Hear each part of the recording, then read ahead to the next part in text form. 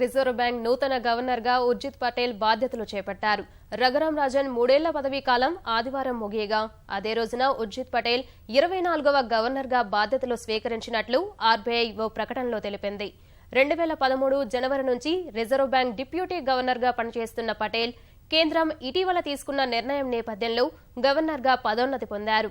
1963 October 28న జన్మించిన Urjit Patel 1986లో MPhil పూర్తి చేశారు.